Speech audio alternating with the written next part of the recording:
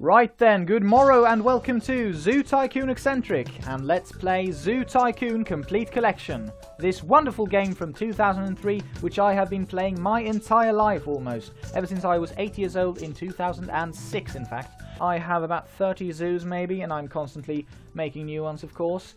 And I have several very interesting zoos which I will show you. I will also talk about Zoo Tycoon in general, bring up some aspects of it which I have thought about, some interesting trivia or things about the game which you might find interesting and fun. And we are going to play a simple, very standard zoo first of all.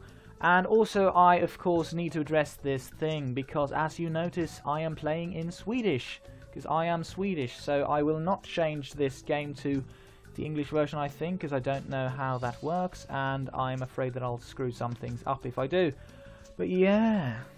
So anyway, we will start with a very standard zoo just for this introduction video to show you how I usually do my zoos, according to a very sort of boring structure.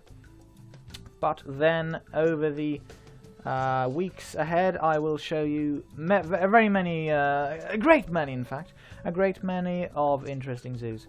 And you can also of course leave suggestions and give me ideas of zoos which I can do. But to start off then, I will show you this one.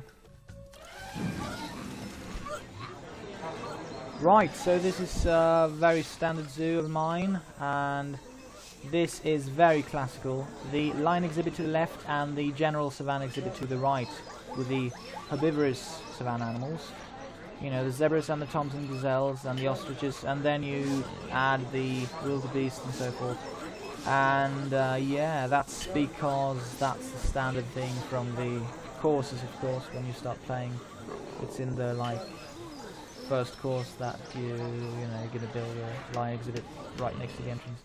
So I almost always do that, the savanna animals or the plain animals, the grassland animals, for example the Przewalski's wild horses, close to the gates. And then I do some maybe jungle animals or something. Almost always do the food stands, the restaurants and everything around here or here.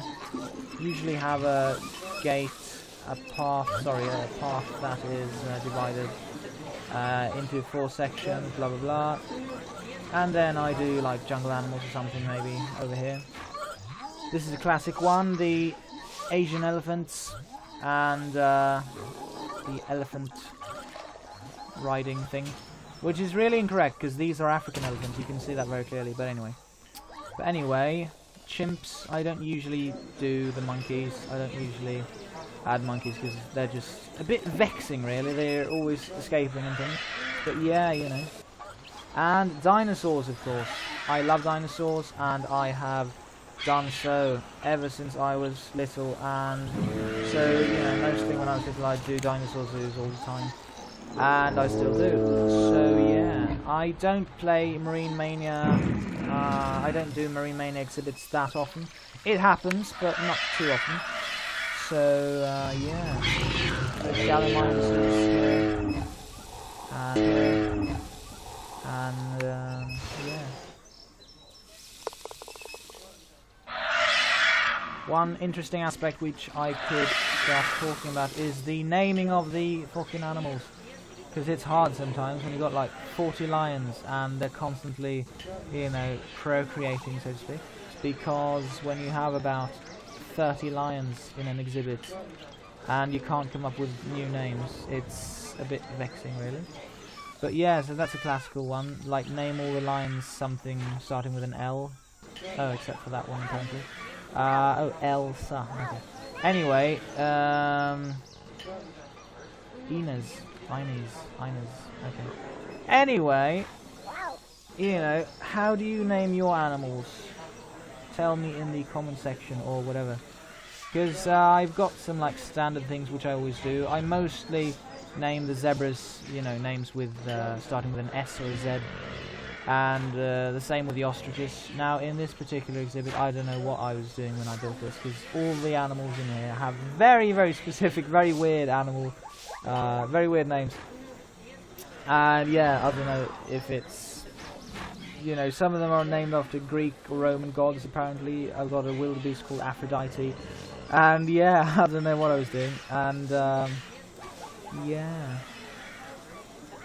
Sometimes I'll name the animals or the zookeepers or whatever after, you know, relatives or friends or whatever, and that is something I've done ever since I was little, and it's just easy and a tradition which I have. But yeah, and sometimes you can do, like, if you can't come up with something, you can do like a theme thing with the animals, of course. Once I had a herd of African elephants, and I had them all named after various fictional detectives. So I had Maramotswe from the #1 Ladies Detective Agency. I had Sherlock Holmes, Jack Clouseau, Miss Marple, and so forth. So yeah, if you can't come up with names, then that's a good idea to have like a theme for every exhibit. So this is just a standard regular zoo, and I will show you many interesting zoos in the future. So welcome to my channel, and please leave a like and a comment and subscribe. Stay tuned for new videos. Thank you very much.